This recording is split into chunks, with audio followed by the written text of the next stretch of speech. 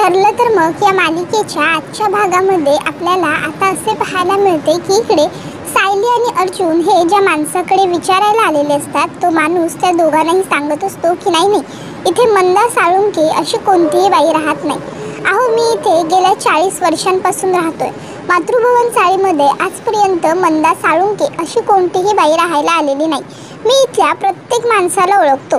त्याबरोबर अर्जुन धन्यवाद म्हणतो आणि तो माणूस तिकडनं निघून जातो. सायली आणि अर्जुन आता म्हणायला लागतात मग आपल्याला नक्की असं खोटं का कळलं. तर सायली म्हणते आई बाबांनी मला नंबरही खोटा दिला आणि पत्ताही, पण का. त्याबरोबर ते विचारात हरवून जातात. तर इकडे अस्मिताची कॉफी बनवून झालेली असते आणि आता अस्मिता ही सगळ्यांना कॉफी सर्व करते. त्याबरोबर प्रताप म्हणायला लागतो की चला सगळ्यांनी कॉफी पिऊन घ्या. 100 वर्षातून एकदा मिळणारी कॉफी आलेली आहे, ती सुद्धा आपल्या अस्मिताच्या हातची. त्याबरोबर सगळेच जण आता हसायला लागतात. तर अस्मिता म्हणत असते बोला बोला, तुम्ही आता कोणीही काहीही बोला, पण मी ठरवलंय ना मनावर काही लावून घ्यायचं नाही, तुम्ही बोलत राहा. त्याबरोबर आता मात्र इकडे बराच वेळ झाला तरी सचिन कॉल करत नाही म्हणून साक्षी सचिनला कॉल करते. पण आता सचिन हा बघतो तर काय समिताचा फोन, म्हणून तो मग आता फोन पहिला कट करतो आणि फोन उलटा करून ठेवून देतो. आता समिता विचार करते बापरे फोन उचलत नाही हा माझा. मग ती दुसरा फोन करते. आता दुसरा फोन केल्यावर तिला फोन स्विच ऑफ लागतो कारण सचिन फोन स्विच ऑफ करतो. मग आता लगेच त्या ठिकाणी अण्णा येतात आणि विचारतात काय ग काय झालं, तुझा तो सचिन उत्तर देत नाहीये का. हा त्याबरोबर आता लगेचच इकडे ती म्हणायला लागते की हे बघा अण्णा इट्स ओके, थांबा 2 मिनटं. तर तिसऱ्यांदा फोन करते पण तोपर्यंत फोन स्विच ऑफ लागल्यामुळे आता इकडे लगेचच 3 फोन कोणाचे आले. म्हणून आता अस्मिता म्हणते अरे का असं करतोय, उचल ना फोन, कोणाचा आहे ते कमीत कमी कळेल. त्यावर सचिन म्हणत असतो बघितलं मॉम, बघितलं डॅड, मी इथे एवढा US वरून हिला वेळ देण्यासाठी इथे आलोय आणि ही म्हणते फोन उचल. जर आता मी फोन उचलला तर एखादा फोन कामाचा असेल मग मला मीटिंगसाठी वगैरे जावं लागेल, मी परत कधी येईन ते सांगता येणार नाही. त्यावर अस्मिता म्हणते नाही या बाबा नको, जर तसं काही असेल ना तर मग नको उचलूस तू फोन. त्याबरोबर सचिन म्हणत असतो अगं इथे मी स्पेशली तुझ्यासाठी तुला वेळ देण्यासाठी आलोय ना अस्मिता, मग डोंट वरी, नाही जाणार आहे मी कुठे. त्याबरोबर आता इकडे अण्णा म्हणत असतात की काय झालं, उचलत नाहीत का ते फोन दीक्षित साहेब. त्याबरोबर मग लगेचच साक्षी म्हणायला लागते की हे बघा अण्णा होऊ शकतं असं, एखादा माणूस कधीतरी बिझी असू शकतं कामामध्ये, तो कामात बिझी असेल नंतर करेल कॉल बॅक. त्याबरोबर इकडे लगेचच आता कल्पना म्हणत असते आता तू काय सचिनला बांधून ठेवणार आहेस का अस्मिता. त्याबरोबर अस्मिता म्हणत असते की तसं नाही ग मॉम, पण आता हा माझ्यासाठी इथे आलाय आणि लगेच निघून जायचं म्हणतोय तेव्हा बोलते मी. आता सगळेजण गप्पा टप्पा करतच असतात. इतक्यात त्यांना तिथे प्रिया धुवून आणलेले कपडे घेऊन आलेली दिसते. मग पूर्णाजी लगेचच प्रियाला म्हणतात तन्वी तुला धुवून आणलेले कपडे घरात आणायची गरज काय होती. अगं हे कपडे तिथल्या तिथे वाळत घालायचे होते आणि हो झटकून वाळत घालतात कपडे म्हणजे कपड्यांवरती सुरकुत्या पडत नाही, समजलं ना. त्यावर प्रिया म्हणते हो हो पूर्णाजी टाकते ना. त्याबरोबर पूर्णाजी सांगते आणखीन महत्त्वाचं, कपडे पुन्हा मातीत लोळवू नको नाहीतर ते कपडे पुन्हा तुलाच धुवायला लागतील, समजलं ना. त्याबरोबर प्रिया होकार देते आणि मग आता ती कपडे वाळत टाकण्यासाठी म्हणून तिकडनं निघून जाते. आता प्रिया तिकडनं गेल्याबरोबर इकडे कल्पना ही विचारते की आई नक्की काय गडबड आहे ही. त्याबरोबर मग पूर्णाजी सांगत असते की सांगते तुला नंतर. तन्वी जातेस ना, मग प्रिया तिकडनं जातेच. त्याबरोबर प्रताप म्हणत असतो पूर्णाई बाकी काहीही म्हण पण हे जे काही झालंय ना ते अगदी उत्तम झालंय, उत्तम, अगदी बेस्ट. त्याबरोबर मग मात्र सगळ्यांनाच हसायला येतं आणि सगळेजण हसत राहतात. तर इकडे आता अण्णा हे साक्षीला म्हणतात साक्षी काय झालं, तू फोन नाहीच उचलत आहे का तुझे, कोण आहे कोण हा एवढा. त्यावर ती म्हणत असते हे बघा अण्णा इट्स ओके, कामाच्या गडबडीत होतं कधीतरी असं, तो करेल मला पुन्हा फोन. त्यावर महिपत तिला म्हणतो नाही तो फोन करेल हे सगळं ठीक आहे, पण तू एक गोष्ट लक्षात ठेव, माणसं ओळखायला चुकू नकोस नाहीतर उगाच पुन्हा काहीतरी घोळ होऊन जाईल, कळतंय ना तुला मला काय म्हणायचंय ते. त्यावर साक्षी आता सांगायला लागते हो अण्णा कळतंय आणि डोंट वरी, मी पूर्ण व्यवस्थित सगळी माहिती बघितल्याशिवाय कुठल्याही निर्णयापर्यंत पोहोचणार नाहीच आहे. पण एक खरं बोलू का, साक्षीच्या आयुष्याची आता खूप फडफड झालेली आहे. तर मला असं वाटतं मी त्याच्या आयुष्याची तरी फडफड होऊ नये हो बस. आणि म्हणूनच मला त्याच्यासाठी हा सचिन हा खूप महत्त्वाचा आहे. त्याबरोबर आता अण्णा म्हणत असतात असो ते सगळं ठीक आहे. साक्षी म्हणते अण्णा मला ना माझ्या मनातल्या बऱ्याच गोष्टी सांगायच्या आहेत. त्यावर अण्णा म्हणतात सांग मग. त्यावर ती सांगते वेळ आल्यावर सांगेन अण्णा. अण्णा म्हणतात ठीक आहे. मग आता मी कितीही तुला सांग बोल बोल बोल बोललो तरी तू काही बोलणार नाही. तुला जेव्हा सांगू वाटेल तेव्हा तू सांग. बरं चल आता मी निघतो. नाही काय मला काही वाटत नाही तुझ्या त्या सचिनची आणि माझी आज भेट होईल. त्यावर साक्षी म्हणते अण्णा हो कमीत कमी कॉफी घ्या. त्यावर तो म्हणतो की नाही नको आणि मग तिकडनं निघून जातो. त्याबरोबर इकडे आता सायली ही घरी आलेली असते. अर्जुनही घरी आलेला असतो. सायली विचार करत असते की काय झालं असेल असं. आईने मला खोटा पत्ता आणि खोटा नंबरही का दिला असेल. त्याबरोबर आता अर्जुनही विचार करत असतो की काय झालं असेल. नक्की तिथे मावशी राहतच कशी नाही. म्हणजे मावशी नक्की आहे की नाही. सायली म्हणत असते आई बाबा खोटं बोलत असतील का. पण आई बाबा खोटं का बोलतायत मी कसं शोधून काढू हे. तर अर्जुन म्हणत असतो मिस्टर अँड मिसेस लोखंडे जर खोटं बोलतायत तर ते खोटं का बोलतायत हे मी शोधून काढेनच. मग आता सायली ही सुद्धा अर्जुनच्या तिथे जाते आणि दोघंही आता सोबतच टॉवेलला हात लावतात. त्याबरोबर सायली आता अर्जुनकडे बघते. अर्जुनही सायलीकडे बघतो. तर सायली अर्जुनला म्हणते तुमचा अजूनही विश्वास नाहीच आहे ना माझ्यावर. अर्जुन म्हणत असतो हे बघ बायको असं काही नाही आहे. मला तुझ्यावरती विश्वास ठेवायचा आहे पण माझ्या हातात DNA. त्यावर सायली म्हणते हो हो हो बरोबर तुमच्याकडे DNA रिपोर्ट्स आहेत ना. तेच आता फक्त तुम्ही घ्या आणि मिरवा बस. त्या DNA रिपोर्टचा ना ताज बनवा आणि तो ताज डोक्यावर घालून फिरा तुम्ही. चालेल ना तुम्हाला. द्या इकडे. आणि मग आता अर्जुन हा सायलीच्या हातामध्ये तो टॉवेल देतो. त्याबरोबर निवांत फिरा. पण हा एक गोष्ट आणखी लक्षात ठेवा तुम्ही कितीही मला सतत त्या DNA बद्दल सांगत राहिलात ना तरी सुद्धा माझा या गोष्टीवर कधीच विश्वास बसणार नाही की ते सदाशिव आणि मैना लोखंडे माझे आई बाबा आहेत. कारण ते माझे आई बाबा नाहीच आहेत. समजलं तुला. आणि हे कायम फिक्स असणार आहे की ते माझे आई बाबा नाही आहेत. आणि मी हे माझं मनाचं मत सांगते समजलं. आणि तिकडनं निघून जाते. अर्जुन मागून हाक मारतो सायली अगं कसं कळत नाहीये तुला.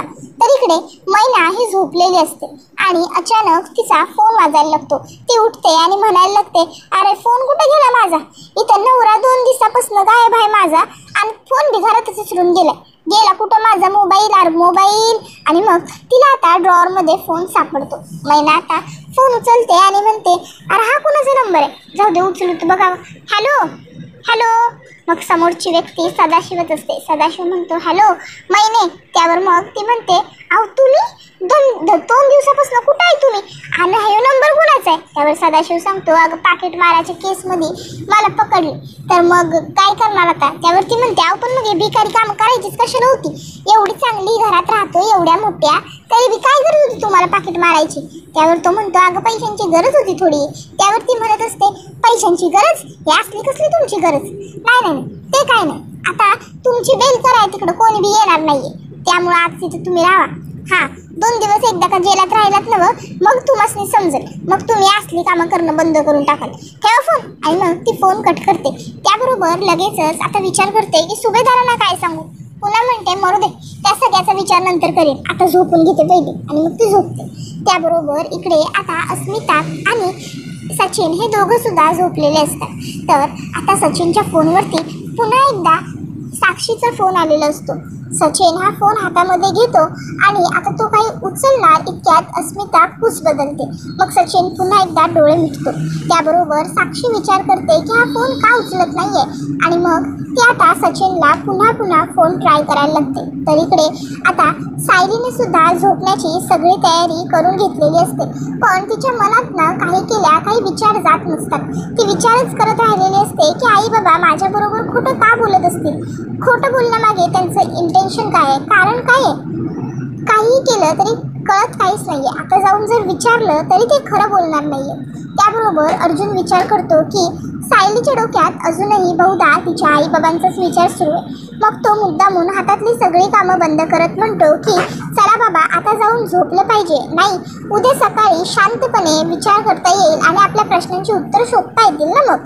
त्यावर सायली लगेचच म्हणते, चला बाबा, झाली एकदाची सगळी कामं, आता जरा शांतपणे बसून गोष्टींचा विचार केला पाहिजे, मग आपल्याला गोष्टी कळतील. त्याबरोबर आता अर्जुन हा लगेचच चैतन्याला कॉल करतो आणि चैतन्याला सांगत असतो, चैतन्य, जरा तुझ्या वहिनीला सांग.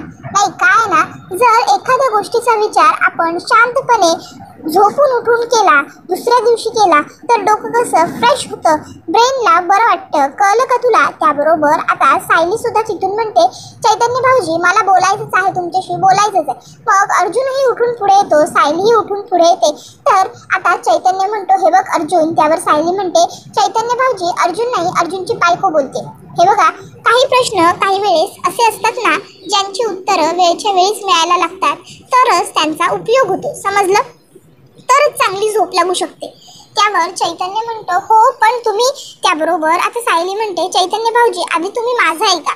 मला सांगा, तुमच्या त्या 2 केस, नाही की 1 केस आणि 2 माणसं, काय म्हणालात ते?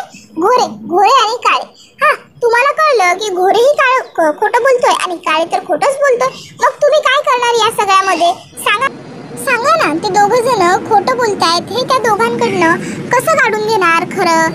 बोला आहे का उत्तर? त्याबरोबर मग मात्र आता इकडे चैतन्याला कळत नसतं की या दोघांचं नेमकं चाललंय काय. आता चैतन्य म्हणतो, घोडे आणि काळे म्हणजे अजूनही तुमच्या दोघांमधलं ते शीतयुद्ध चालू आहेच का?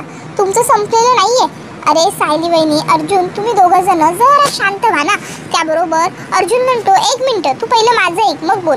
हे बघ, काय ना, माझ्याकडे ही एकच केस नाहीये, मला 24 तासात वेगवेगळी बरीच कामं असतात. त्याबरोबर सायली म्हणत असते, जर वेगवेगळी कामं असतात ना, तर मग तीच करायची. मी काही सांगितलं नव्हतं की माझ्याबरोबर या, म्हणजे आधी माझ्याबरोबर येऊन मला मदत करतोय असं दाखवायचं आणि नंतर ना मग माझी कामं आहेत, मला झोप आली असं म्हणायचं. हो, याला काय अर्थ आहे? नाही, हे ना सगळं मुद्दामूनच आहे. त्याबरोबर आता चैतन्य म्हणतो, थांबा प्लीज, दोघं पण थांबा यार, थांबा. पॉज घ्या दोघांनी पण. आणि आता मी तुम्हाला फुकट सल्ला देतोय, कॉस्ट फ्री, तो प्लीज एकदा ऐका. हे बघा, तुम्ही दोघं जण तिथे जवळ आहात आणि मी तुमच्यापासून खूप लांब आहे. त्यामुळे तुम्हाला जे काही बोलायचं आहे ना, ते तुम्ही डायरेक्टली एकमेकाशी बोला. हां, त्यासाठी तुम्ही मला मध्ये घेऊ नका. आणि एक गोष्ट आता लक्षात ठेवा, तुमच्या दोघांपैकी कोणी झोपो किंवा न झोपो, पण मला झोप आली आणि मला झोपायचे. So good night. आणि आता मला कोणी डिस्टर्ब करू नका, ओके? आणि मग तो फोन टाकतो. तर आता इथे सायली म्हणायला लागते की आता ज्याला सांगतोय त्याला ऐकायचंच नसेल तर मग बोलण्याला काय अर्थ आहे? त्यापेक्षा शांतपणे झोपून घेतलेलं कधीही चांगलंच. मग आता सायली बेडवरती जाते, हंतरून पांघरून घेते आणि झोपून जाते. तर आता अर्जुन म्हणत असतो, हेच तर सांगत होतो ना, हेच सांगत होतो, पण नाही, माझं कशाला कोणी ऐकेल ना, माझं तर ऐकायचंच नसतं. त्याबरोबर सायली काहीच उत्तर देत नाही, ती खुशी होते आणि झोपून जाते. अर्जुन म्हणत असतो, अरे झोपली पण? नवऱ्याचं ऐकलं तर कुठे काही चांगलं घडतं, नवऱ्याचं ऐकलं नाही तर फक्त वाईटच गोष्टी घडतात ना. जाऊ दे, झोपली. पाण्याचं जग सुद्धा भरून नाही आणलेला, आता मला चालावं लागेल असं म्हणत अर्जुन हा लगेचच पाण्याचं जग उचलतो आणि पाण्याचं जग भरून आणण्यासाठी म्हणून तो आता खोलीतनं खाली यायला निघालेला असतो. पण सायली मात्र तोपर्यंत गाढ झोपी गेलेली असते. तर इकडे आता सचिन हा साक्षी बरोबर फोनवर बोलत असतो. हा हॅलो, बोल ना समू डार्लिंग. त्याबरोबर ती म्हणत असते, काय बोलू रे, तुला कळतंय का तू काय बघतोयस ते? मी तुला केव्हापासून किती फोन केले आहेत, तू एकही कॉल पिकअप करत नाहीयेस. असं का बघतोयस तू एकही कॉल पिक का नाही केलेला? त्याबरोबर तो म्हणत असतो, अगं सॅम प्लीज चिडू नको, तू माझं शांतपणे ऐक बरं. आणि मग आता तो तिला सांगायला लागतो की अगं काय आहे ना, मी माझ्या मित्रांबरोबर डिनरला आलो होतो आणि तिकडे असं ठरलं होतं की जो पहिला फोन उचलेल त्याने सगळं बिल भरायचं, मग म्हणून मला फोनला हात नाही लावता आला. त्यावर ती लगेचच म्हणते, अरे पण तू जर डिनरला मित्रांबरोबर जाणार होतास तर एकदा तू मला या सगळ्याबद्दल अगोदर सांगायला हवं होतंस. त्याबरोबर आता इथे लगेचच अर्जुन हा पाण्याचा जग भरून घेतो आणि वरती जात असताना त्याला दिसतं की मेन डोर उघडा आहे. तो विचार करतो, अरे एवढ्या रात्री मेन डोर कोणी उघडलं बरं? मग आता मेन डोर कोणी उघडलं हे तपासण्यासाठी अर्जुन हा मेन डोरच्या दिशेने चालायला लागतो. त्याबरोबर इकडे साक्षी म्हणत असते, खरंच मी खूप पॉझिटिव्ह होतीये का आपल्या दोघांबद्दल? नाही म्हणजे अजून आपण रिलेशनशिपमध्ये सुद्धा नाही आहोत आणि मी तरीही तुला एवढं विचारते बोलते, मी खूपच पुढचा विचार करते का? त्याबरोबर लगेच सचिन म्हणायला लागतो, हो तू खूप पॉझिटिव्ह होतेस आणि खूप पुढचा विचारही करतेस, पण एक खरं बोलू का, मला हे सगळं खूप आवडतंय. हो सॅम, मला हे सगळं आवडतंय, मला हवंच वाटतंय या सर्व गोष्टी. त्यामुळे तू पॉझिटिव्ह हो आणि तू माझा विचारही कर. आणि खरंच सांगतो, मी मित्रांबरोबरच गेलो होतो आणि अजून 2 दिवस मला फक्त लागतील, कारण मी आता 2 वर्षानंतर आलो आहे. तर माझे सगळे फ्रेंड्स त्याचबरोबर रिलेटिव्ह सगळेजण मला भेटण्यासाठी हट्ट धरून बसलेत. मग त्यांना सगळ्यांना भेटून वगैरे मी तुझ्याकडे नक्की येणारच आहे. आणि मी इंडियात आलो आहे म्हणजे माझी कामं संपली असं तर होत नाही ना सॅम. त्याबरोबर मग ती म्हणते, बरं ठीक आहे. आता ते दोघंजण बोलून फोन ठेवून देतात. इतक्यात आता अर्जुन हा सचिनच्या मागे असतो. सचिन हा थोडासा घाबरतो, पण अर्जुन त्याला विचारतो, कोणाशी बोलत होता सचिन? त्यावर सचिन म्हणतो, अरे ते माझे काही महत्त्वाचे कामाचे फोन होते आणि ते US वरून होते, सो ते याच वेळी येतील ना. त्याबरोबर लगेचच आता इकडे अर्जुन म्हणतो, ओ अच्छा कामाचे फोन होते होय. अरे पण मग जर कामाचे फोन होते तर मग एवढ्या रात्री तुला बाहेर येण्याची काय गरज होती? खोलीमध्येच बसून बोलायचं होतंस ना. त्यावर सचिन सांगतो, अरे नाही, अस्मिता झोपली आहे ना, त्यामुळे मग मी खोलीमध्ये नाही बसलो. नाही, खोलीत बसलो असतो तर उगाच तिची झोप मोड झाली असती. बरं चल मी जातो, नाहीतर ती उठली तर चिडेल. त्यावर अर्जुन म्हणतो, हो जा. अस्मिताईचा राग मला माहिती आहे ना ती कशी येते, आणि सगळ्यात महत्त्वाचं म्हणजे की बायको चिडल्यावर काय होतं तेही मला माहिती आहे. चल मी कुठे बोलत बसलो, माझीही बायको चिडले. आणि मग आता अर्जुन आणि ते सचिन दोघंही झोपायला जातात. तर इकडे सायलीला तिच्या लहानपणीच्या गोष्टी आठवत असतात. आई मला पहिला केक भरव ना, happy birthday to you, happy birthday to you. आई मला पहिला केक भरव ना. मग स्वतःला केक भरून झाल्यावर लहान असताना सायली पहिला केक रविराजांना भरवायची. आता ह्या सर्व गोष्टी आठवत असताना सायलीला त्रास व्हायला लागतो. पुन्हा तिला खूप सारा घाम फुटलेला असतो आणि आता सायली ही जोरातच ओरडते, आई, आणि उठून बसते. आता इकडे सायली जोरात आई ओरडत उठते, तर इकडे आता प्रतिमात्या सुद्धा जोरात ओरडत उठतात, तन्वी. तर रविराज काका त्यांच्याबरोबरचे उठून बसतात आणि विचारतात, काय ग प्रतिमा, काय झालं? काही वाईट स्वप्न वगैरे पाहिलंस का? काय झालं? पण आता ती काहीच बोलत नसते.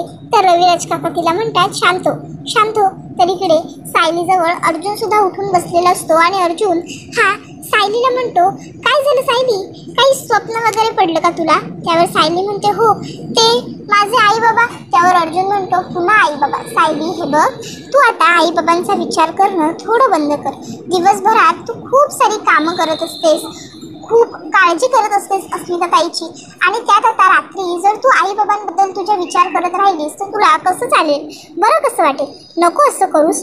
हे घे पाणी, घे पाणी.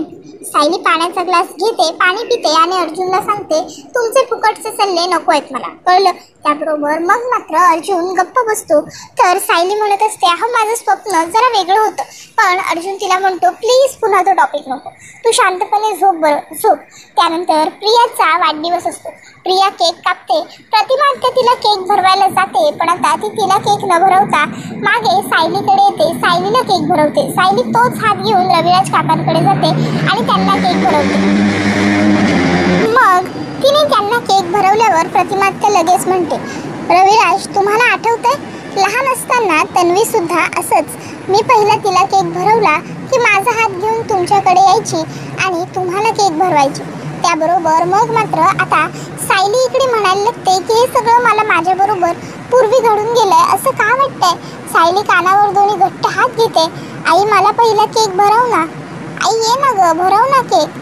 Happy birthday to you, happy birthday to you. हे सगळं आता पुन्हा तिला आठवायला लागतं आणि हा व्हिडिओ इथेच संपतो. व्हिडिओ आवडला असेल तर व्हिडिओला लाईक करा, चॅनलवर नवीन असाल तर चॅनलला सबस्क्राईब करा आणि बेल आयकॉन आठवणीने प्रेस करा, जेणेकरून तुम्हाला पुढच्या प्रत्येक व्हिडिओचं नोटिफिकेशन मिळत जाईल आणि सर्व व्हिडिओंचा आनंद अगदी उत्तम पद्धतीने घेता येईल. चला तर मग आजच्या पुरतं इथेच थांबूया. पुढचा व्हिडिओ येईपर्यंत टाटा, बाय बाय, धन्यवाद, take care all of you.